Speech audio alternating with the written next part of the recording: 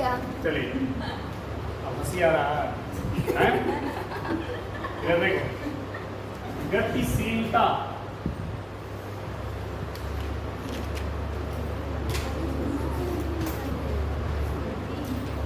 तो दिखाई नहीं देता है।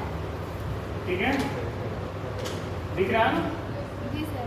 गतिशीलता क्या होती है? गतिशीलता, ठीक है।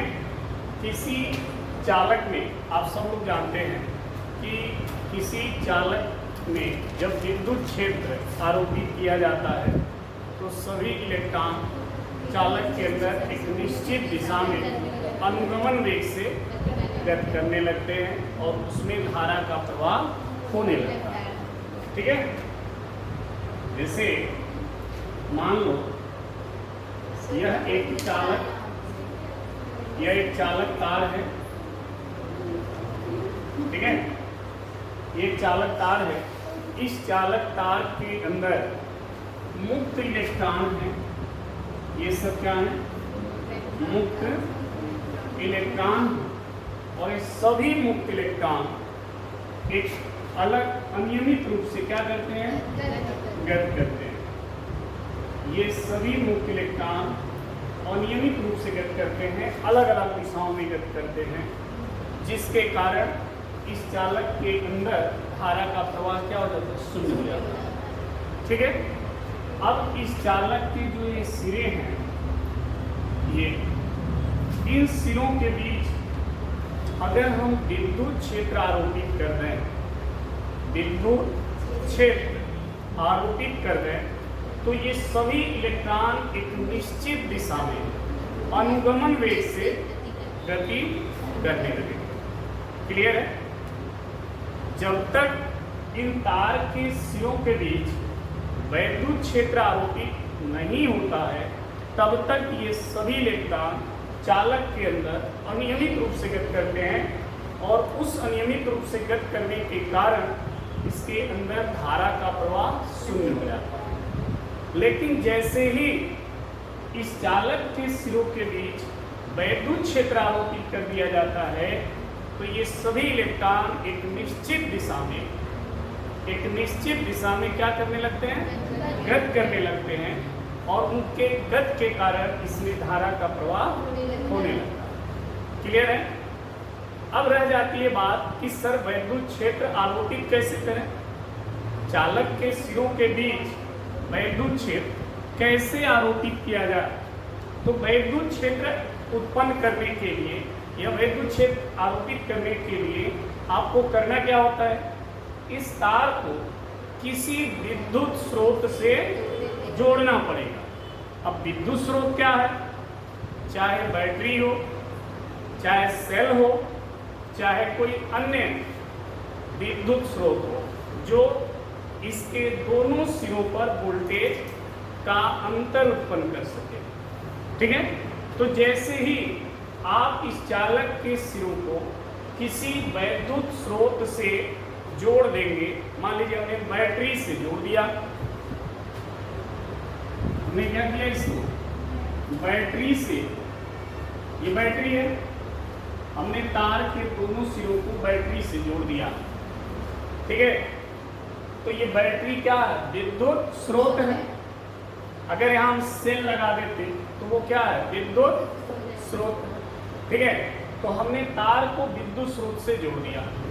अब इस स्रोत का एक सिरा होता है और एक सिरा होता है, तो जिस पॉजिटिव सिरे से बैटरी तार का जो सिरा जुड़ा होगा वो क्या हो जाएगा? पॉजिटिव। और स्रोत के जिस सिरे से, नेगेटिव सिरे से तार का जो सिरा जुड़ा होगा हो जाएगा नेगेटिव। मतलब समझो, बैटरी का जो धन सिरा है वो तार के एक सिरे पर धन वोल्टेज, पॉजिटिव वोल्टेज यानी धन विभव, और जो नेगेटिव सिरा है बैटरी का वो तार के दूसरे सिरे पर नेगेटिव वोल्टेज यानी ऋण विभव उत्पन्न कर देता है। ठीक है, बैटरी का काम खत्म। बैटरी वोल्टेज तार के दोनों सिरों पर उत्पन्न कर दी, एक पर पॉजिटिव और एक तरफ नेगेटिव। तो वोल्टेज का यहाँ क्या हो गया? अंतर। वोल्टेज में क्या हो गया? भाई जो पॉजिटिव अधिक है जो निगेटिव है वो कम है, तो दोनों सिरों के बीच विभव में अंतर आ जाता है, और जब विभव में अंतर आएगा तो यहाँ पर इलेक्ट्रिक फील्ड उत्पन्न हो जाएगी, वैद्युत क्षेत्र उत्पन्न हो जाएगा। ठीक है, यही वैद्युत क्षेत्र जब आरोपित हो जाता है तो ये तार के अंदर जितने भी इलेक्ट्रॉन हैं जो अनियमित रूप से गति कर रहे हैं, वो सभी इलेक्ट्रॉन एक निश्चित दिशा में गति करने लगेंगे। ठीक है, तो वैद्युत क्षेत्र आरोपित करने के लिए तार को आपको कैसे जोड़ना पड़ेगा? किसी विद्युत स्रोत से। विद्युत स्रोत से जब जोड़ देंगे तो तार के दोनों सिरों के बीच वैद्युत क्षेत्र आरोपित हो जाएगा, और वैद्युत क्षेत्र आरोपित होने से तार के अंदर जितने भी मुक्त इलेक्ट्रॉन हैं, सभी मुक्त इलेक्ट्रॉन एक निश्चित दिशा में गति करने लगेंगे। क्या तक क्लियर? अब देखिए, जब ये सभी इलेक्ट्रॉन, अब वैद्युत क्षेत्र आरोपित हो गया, तो ये सभी इलेक्ट्रॉन जो अभी तक अनियमित गति कर रहे थे, अब ये सभी इलेक्ट्रॉन एक निश्चित दिशा में गति करने लगेंगे। सबकी दिशा गति करने की एक हो गई। देखिए, सब एक फिक्स दिशा में क्या हो गए? गति करने लगे, तो इस तार में धारा बहने लगेगी। क्लियर है ना? अब देखिए, अगर इस वैद्युत क्षेत्र का मान बढ़ाया जाए, जो इलेक्ट्रिक फील्ड है, अगर इसके मान को बढ़ाया जाए तो मान बढ़ाएंगे कैसे? यहाँ से जो बैटरी का एक धन सिरा है, एक ऋण सिरा है, अगर उसके वोल्टेज को बढ़ा दें, ठीक है, वोल्टेज को क्या करें? बढ़ा दें, तो यहाँ पर वैद्युत क्षेत्र भी क्या होगा? बढ़ जाएगा। और वैद्युत क्षेत्र के बढ़ने से क्या होगा? जो इलेक्ट्रॉन एक निश्चित दिशा में गति कर रहे थे अनुगमन वेग से, वो अनुगमन वेग भी क्या होगा? बढ़ जाएगा। क्यों बढ़ जाएगा? क्योंकि आप सभी को पता है ये वैद्युत क्षेत्र जो है इलेक्ट्रॉन पर एक निश्चित दिशा में क्या करता है? बल लगाता है। सभी इलेक्ट्रॉन पर क्या करेगा? बल लगाएगा। तो जैसे जैसे वैद्युत क्षेत्र आप बढ़ाएंगे तो इलेक्ट्रॉन पर लगने वाला बल भी क्या होगा? बढ़ेगा। और जब बढ़ेगा तो इलेक्ट्रॉन का अनुगमन वेग भी क्या होगा? बढ़ेगा। जैसे हम मान लीजिए साइकिल चला रहे हैं और पीछे से आपको साइकिल के जिस दिशा में चला रहे हैं उसी दिशा में कोई बल लगा है, तो साइकिल की स्पीड क्या होगी? बढ़ेगी, घटेगी? बढ़ेगी ना। अगर वो बल लगाने वाला और तेज बल लगाने लगे तो साइकिल की स्पीड और अधिक हो जाएगी, और तेज बल लगाने लगे तो और तेज हो जाएगी। मतलब जैसे जैसे बल लगाने का मान बढ़ेगा, साइकिल की गति भी क्या होगी? बढ़ती चली जाएगी। उसी तरह से जैसे जैसे ये वैद्युत क्षेत्र बढ़ेगा तो जो इलेक्ट्रॉन अनुगमन वेग Vd से गति कर रहे हैं, उस Vd का मान भी क्या होगा? बढ़ने लगेगा। Vd का मान क्या होगा? बढ़ने लगेगा, क्योंकि वैद्युत क्षेत्र इलेक्ट्रॉन पर क्या करता है? बल लगाता है। वैद्युत क्षेत्र इलेक्ट्रॉन पर क्या करेगा? बल लगाएगा। क्यों? क्योंकि इलेक्ट्रॉन क्या है? आवेश है। इलेक्ट्रॉन क्या है? आवेश। ठीक है, और कोई आवेशित कण या कोई आवेश वैद्युत क्षेत्र में होता है तो वैद्युत क्षेत्र उस पर बल, तो ये सभी आवेशित कण हैं और ये इस वैद्युत क्षेत्र में है, तो ये वैद्युत क्षेत्र इस पर क्या करेगा? बल लगाएगा। अगर इस वैद्युत क्षेत्र का मान बढ़ाएंगे तो बल का मान भी बढ़ेगा, और बल का मान बढ़ने से अनुगमन वेग Vd भी क्या होगा? बढ़ेगा। ठीक है, तो जैसे जैसे वैद्युत क्षेत्र बढ़ेगा वैसे वैसे अनुगमन वेग भी बढ़ेगा। क्लियर हो गया? किसी चालक के सिरों के बीच आरोपित वैद्युत क्षेत्र का मान जैसे जैसे आप बढ़ाएंगे, जैसे जैसे आप बढ़ाएंगे, इलेक्ट्रॉनों का जो अनुगमन वेग है वो भी वैसे वैसे क्या होगा? बढ़ेगा। तो जब E बढ़ रहा है तो Vd बढ़ रहा है, तो दोनों के बीच कौन सा संबंध हुआ? कौन सा संबंध हुआ? समानुपाती। इसका मतलब Vd जो है E के क्या है? समानुपाती है। समझ में आ गई बात?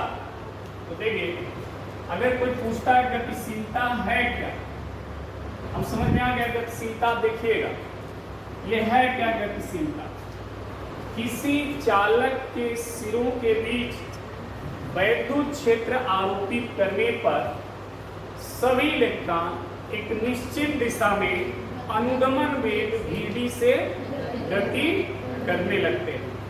जैसे जैसे वैद्युत क्षेत्र का मान बढ़ाया जाता है, अनुगमन वेग vd का मान भी बढ़ता चला जाता है। अर्थात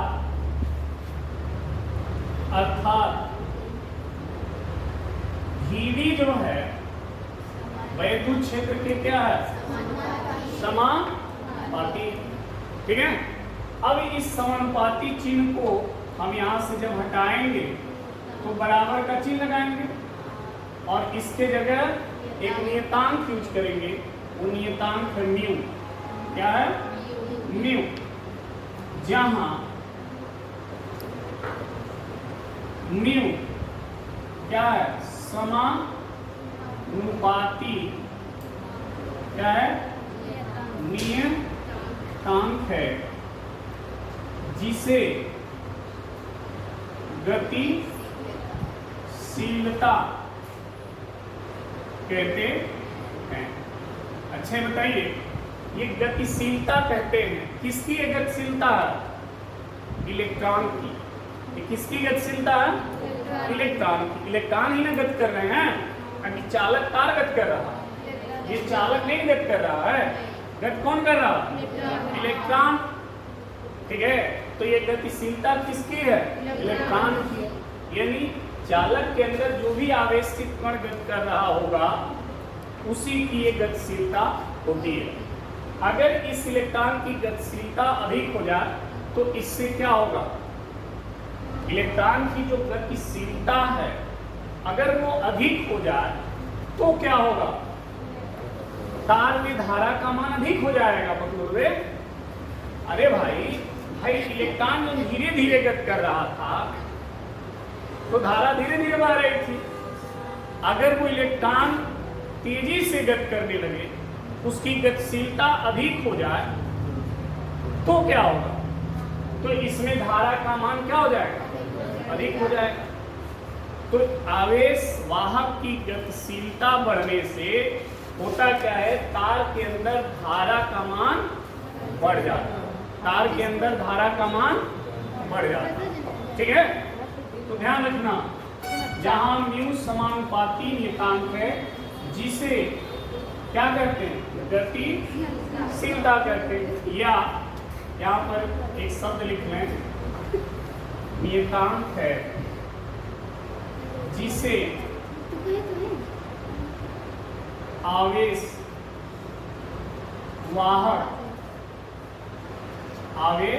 वाहक की क्या कहेंगे? गतिशीलता।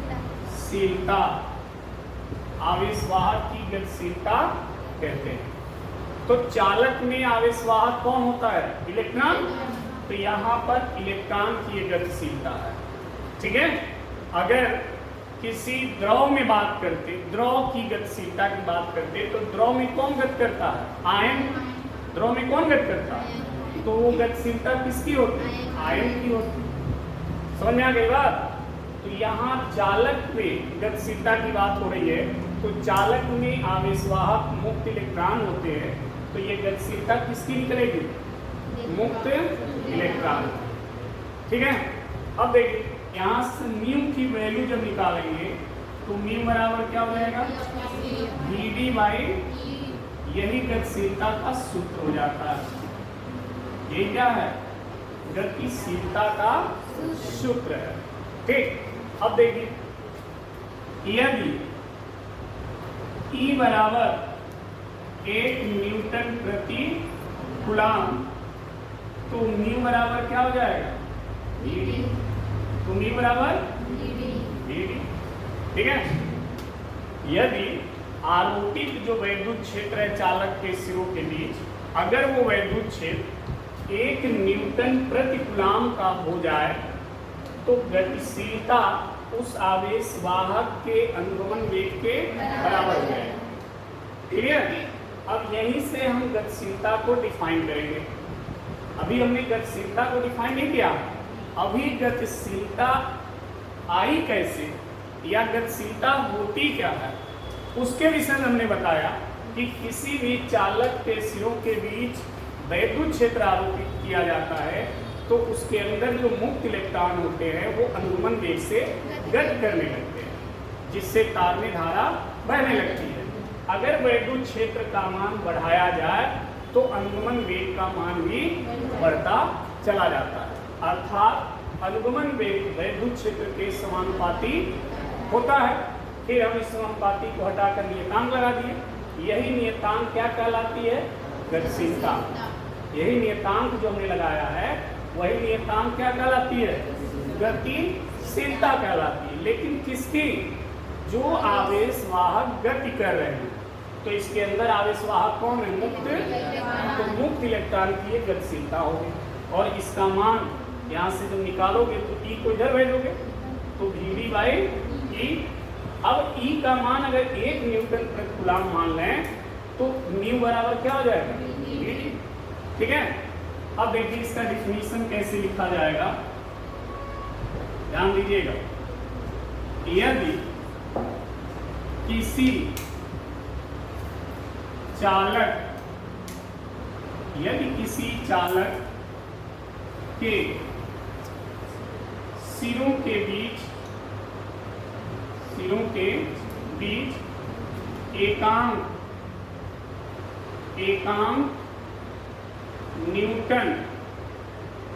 एकांक न्यूटन प्रति कूलम का विद्युत क्षेत्र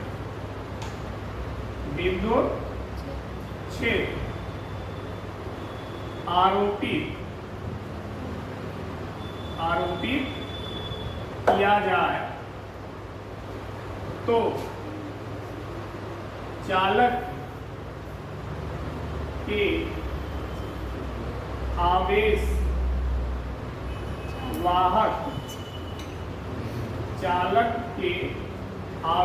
वाहक का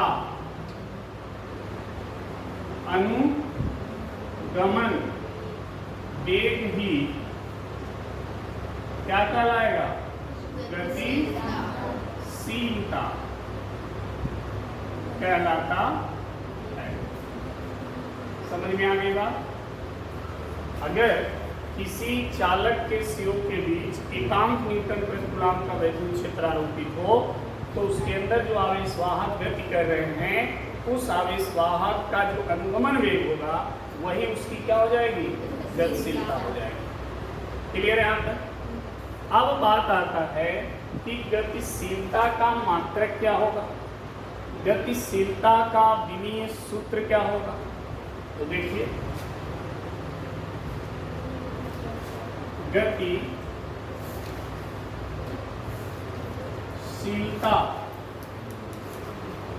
का SI क्या, मात्रक।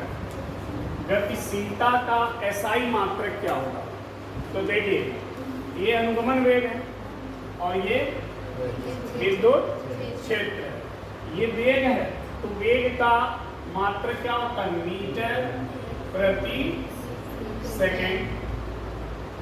और देखिए नीचे E है, E का मात्रक होता है न्यूटन प्रति कूलम। सही है। अब देखिए नीचे वाले को ऊपर भेज दें, हो जाएगा कूलम मीटर प्रति न्यूटन सेकेंड। ये आएगा ना, देखिए नीचे वाला इसे पलट जाएगा, कूलम चला जाएगा किसके पास, मीटर के पास, हो जाएगा कूलम मीटर और ये सेकेंड आ जाएगा किसके पास, न्यूटन। तो ये SI मात्रक हो जाएगा कूलम मीटर प्रति न्यूटन क्या, सेकेंड। ये इसका SI मात्रक हो जाएगा किसकी, गतिशीलता की। अब बात आता है विमीय सूत्र। विमीय सूत्र क्या होगा, विमीय सूत्र, गतिशीलता का विमीय सूत्र। इसके लिए देखो, अब समझना है यहाँ ऊपर क्या है, वेग है ना, और वेग का विमीय सूत्र होता है L P पे माइनस, यही होता वेग बटा समय। वेग बराबर होता है दूरी बटा समय। तो वेग का जब विमीय सूत्र वेग के सूत्र से निकालोगे तो क्या आएगा, एल टी पे माइनस 1 बटा नीचे क्या है ई है क्या, विद्युत क्षेत्र। और विद्युत क्षेत्र का विमीय सूत्र, तो देखो ई का विमीय सूत्र होता है F बाई क्यू। ई का सूत्र होता है F बाई क्यू, ठीक है। अब ई का विमीय सूत्र इसी फार्मूले से निकाल लो। ई का सूत्र है F बाई क्यू, इसी सूत्र से ई का विमीय सूत्र निकाल लो। विमीय सूत्र याद नहीं होगा, निकालने का तरीका ध्यान रखिए। और सूत्र निकलेगा, विमीय सूत्र निकलेगा किससे, जब उस राशि का सूत्र आपको पता हो। जैसे ई का विमीय सूत्र निकालना है तो ई का सूत्र आपको पता होना चाहिए। तो ई का सूत्र है F बटा क्यू। F बल है और Q आवेश है, यही है ना। तो F बल है और बल का विमीय सूत्र क्या होता है, m l t पे माइनस 2। ये बल का विमीय सूत्र है बटा Q का होता है 80। इसी को हल कर लीजिए तो m l t ऊपर जाएगा तो माइनस Q और a ऊपर जाएगा तो माइनस, ठीक है। तो देखिए E का विमीय सूत्र मिल गया m l t पे माइनस Q a पे माइनस 1। ये हो गया। देखो कैसे निकाला जा रहा है म्यू का विमीय सूत्र। vd वेग है और वेग का होता है एल टी पे माइनस ई वैद्युत क्षेत्र है। वैद्युत क्षेत्र का विमीय सूत्र वैद्युत क्षेत्र के सूत्र से निकाला गया है, इतना रख दिया। अब देखो ऊपर भी एल है नीचे भी कट गया ना, m ऊपर जाएगा तो m का पावर t ऊपर जाएगा तो प्लस 3 हो जाएगा और ऊपर t पे माइनस 1 है तो प्लस 3 और माइनस 1 कितना हो जाएगा 2। तो t पर कितना हो गया माइनस 2। a ऊपर जाएगा तो प्लस हो जाएगा। कौन, अच्छा हाँ प्लस ऐसा ही है ना। a ऊपर जाएगा तो प्लस 1 हो जाएगा, प्लस 1 लिखा नहीं जाएगा। अब देखो आप ये अपसाइडन जो है ये म्यू, उसका विमीय सूत्र ये लिख सकते हैं। कभी कभी क्या है कि इसको ऐसे भी लिखता है l पे 0, क्योंकि l कट गया ना, तो उसको l पे 0 लिख सकते हैं। क्योंकि किसी भी अक्षर किसी भी चर का घात जब 0 हो जाए तो मान 1 हो जाता है। तो आप l को 0 लिख सकते हैं और नहीं भी लिख सकते, ठीक है, उससे कोई फर्क नहीं पड़ेगा। तो देखिए इसका विमीय सूत्र हम लिख सकते हैं m पे माइनस 1।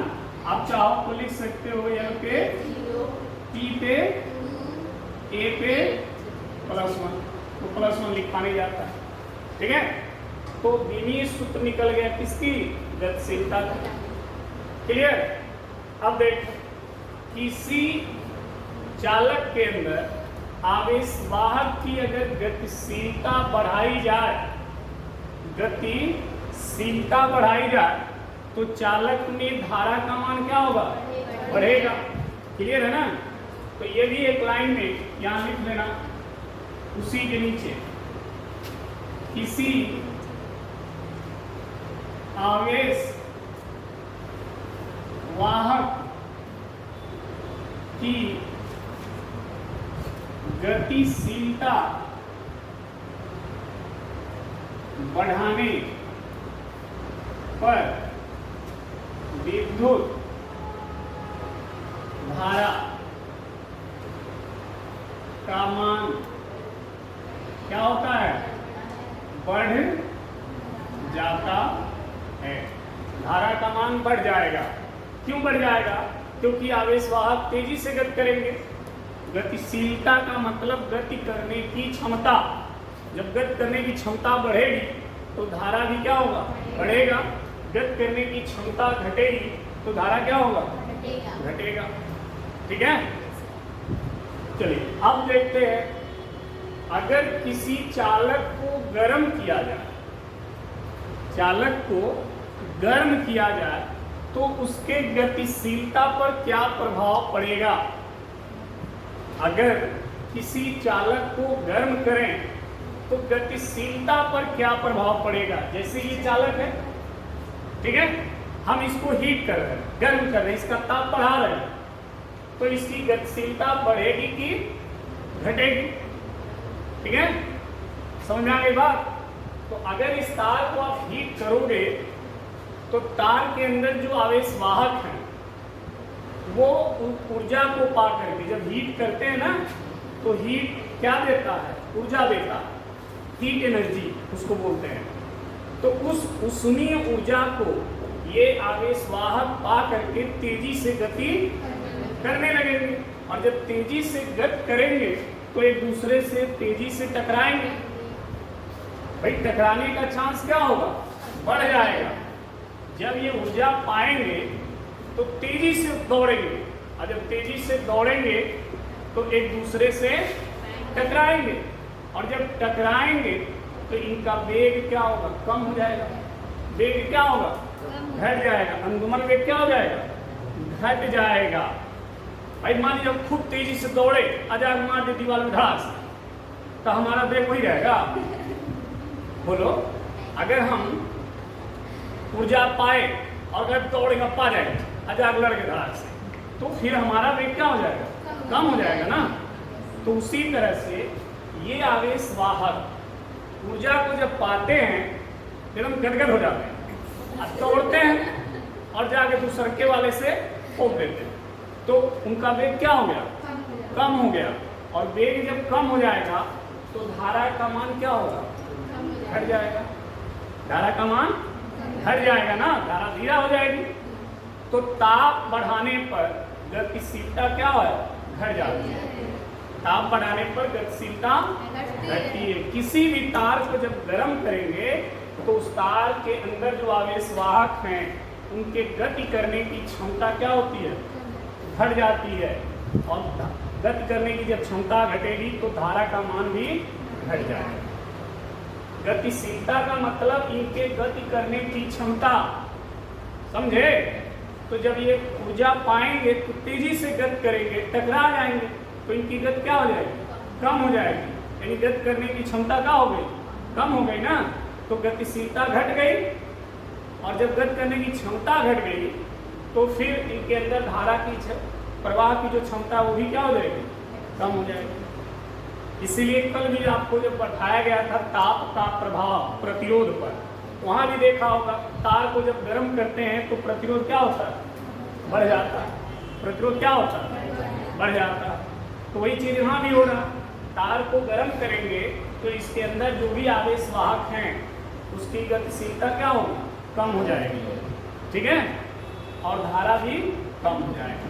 तो अगर प्रश्न आता है कि किसी चालक के गतिशीलता पर ताप का क्या प्रभाव पड़ता है, या गतिशीलता पर ताप का क्या प्रभाव पड़ता है, तो आप एक शब्द में कहें, जब किसी चालक को गर्म किया जाता है तो उसके अंदर जो आवेश वाहक है उनकी गतिशीलता घट जाती है, जिससे उसमें धारा का मान भी कम हो जाता है, ठीक है, जिससे उसके अंदर धारा का मान क्या हो जाएगा, कम हो जाएगा। कोई प्रश्न आपके अंदर, कोई डाउट? हाँ, और चालक में नहीं, क्योंकि आवेश वाहक किसमें होते हैं, चालक में होते हैं ना। और चालक में आवेश वाहक नहीं होते हैं। तो हम अचालक की बात क्या नहीं कर रहे हैं, हम चालक की बात करें जिसमें आवेश वाहक हो। तो जब आवेश वाहक होंगे तो वो गति करेंगे, तो ताप का प्रभाव उनके गति पर पड़ेगा। क्लियर है ना। तो यहाँ पर अगला जो पॉइंट है वो भी नोट कर लीजिएगा। किसी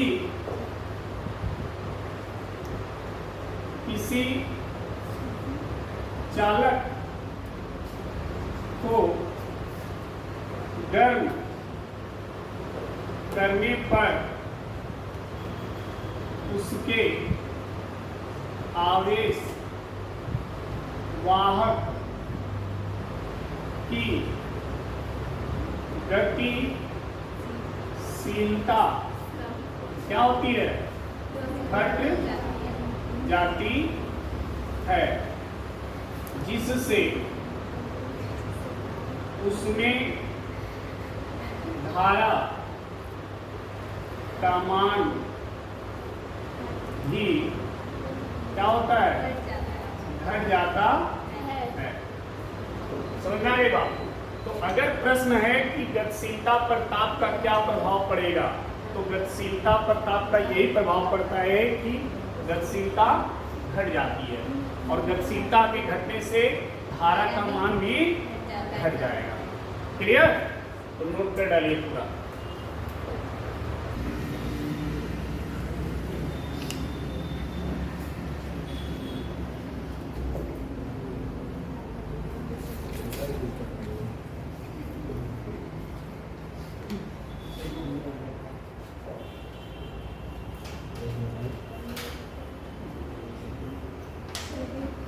अब देखिए, गतिशीलता तथा विद्युत धारा में संबंध, ध्यान देना। अगला हमारा जो टॉपिक है वो है गतिशीलता का मतलब म्यू तथा विद्युत धारा क्या आई में दोनों के बीच रिलेशन कोई बहुत बड़ा नहीं है, बस धीरे से ही लिख देना। हम जानते हैं कि, क्या जानते हैं? I बराबर NEA VD, ये फॉर्मूला ड्राइव कराया गया है I का मान, ठीक है? इसी को बोलते हैं विद्युत धारा तथा अनुगमन वेग में संबंध। तो ये प्रूफ कराया गया। तो इतना हम जानते हैं, चूंकि म्यू बराबर होता है VD बाई, ये समीकरण 1 हो गया, और म्यू बराबर VD बाई अभी हमने लिखा है ना। तो यहां से VD निकालोगे तो VD बराबर क्या हो जाएगा? म्यू इंटू E, और ये हो गया समीकरण 1 और 2 से। दोनों समीकरण को ध्यान से देखिए, इसमें VD है और यहाँ VD का मान म्यू इंटू, तो ये VD का जो मान है उसको यहाँ रख दीजिए, तो I बराबर क्या आ जाएगा? NEA म्यू इंटू E, यही संबंध हो गया। ये क्या हो गया? ठीक है, कोई अलग से नहीं है कुछ, नोट कर लीजिए फटाक से।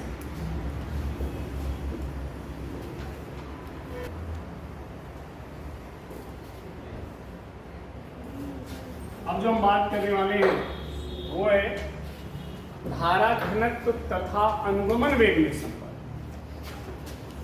धारा घनत्व J तथा अनुगमन वेग VD में क्या संबंध? इन दोनों में संबंध देखिए। देखो इधर, पहले समझ लो, लिखना आराम से। देखो, हम तो सब जानते हैं ना, हम जानते हैं कि I इक्वल टू होता है NEA VD, ये तो हम जानते ही। J बराबर होता है I/A, ये समीकरण, ये दोनों चीज हम जानते हैं। धारा घनत्व का मान होता है I/A और धारा का मान इतना होता है। समीकरण 1 और 2 से J बराबर I के जगह I का मान रख दीजिए, तो NEA VD बाई A से, तो J इक्वल टू NE, यही संबंध, ये क्या है? नोट कर लीजिए।